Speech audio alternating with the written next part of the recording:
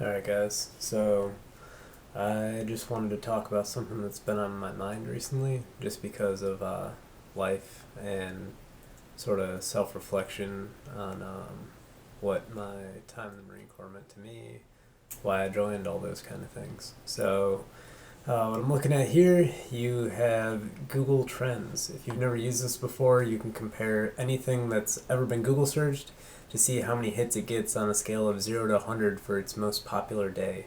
So 100 is basically 100% highest amount of times that it was searched since they started tracking them back around 2004. So what you can see here is I pulled up the war in Afghanistan and the Iraq War. So what you can see here is a sort of dulling of interest over time in the U.S. for the search trends. As you see, like there's spikes, there's dips.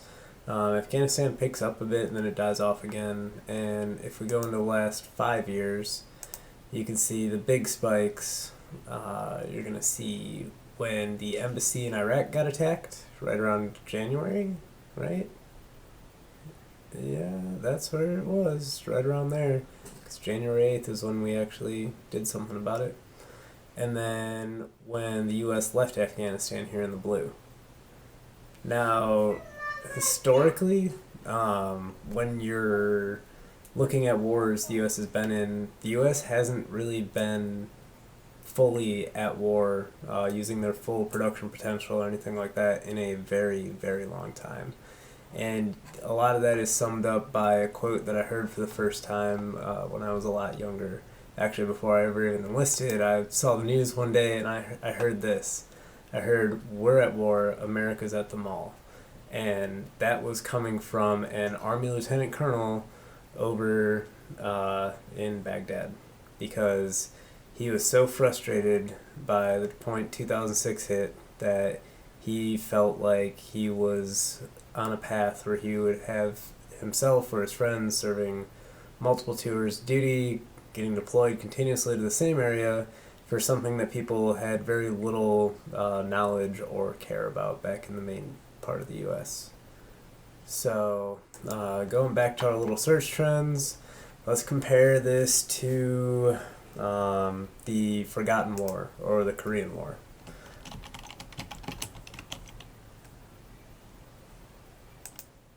So, one of the less talked about historic wars in the U.S., you can see over the last 5 years, there are actually points where the war in Iraq and Afghanistan is going on, and we still got people actively serving over there, and more people are focused on the Korean War as a historic event or what's potentially going to happen because of lasting effects of the Korean War. Just to compare that to arguably the last war that the U.S. had full support of the entire industrial complex and military power, let's look at World War II.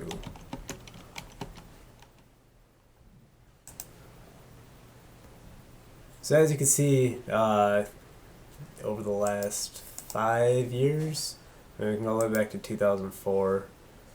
World War II, since 2004, has been a trending and more talked about search. You're probably seeing spikes around, yep, April, May each year. You're seeing the spikes of interest again, but at the same time, World War II, very significant historical event, but back in January of 2004, there was a lot of stuff that was still going on worldwide currently happening. So I don't know if it's apathy on current events, but just knowing that people care more about World War II than things currently happening in the world makes you question a lot of stuff.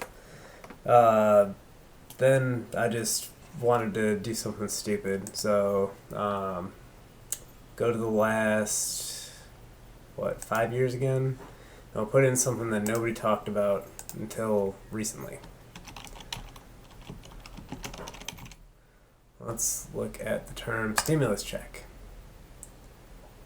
And you can see before 2020, in 2019, nobody is really looking for anything about a stimulus check. It's just net and zero, less than 1% of all time high. And then you see stimulus check dominates everything. And for me, it really sent home the whole, you know, we're at war, America's at the mall. Uh, it's a very disheartening trend to see that, across the U.S., more people care about their stimulus check than current operations. I mean, you can even see the divide between World War II and everything else going on down there before the stimulus check was a thing. It's very disheartening. But yeah, just wanted to share some of what's been on my mind. I know I haven't been posting in a while, so feel free to like, subscribe, heck, leave me a comment. Tell me that I'm the worst person you've ever had to sit and listen to for however long I've been talking, 10 minutes or so. And yeah, thanks for your time.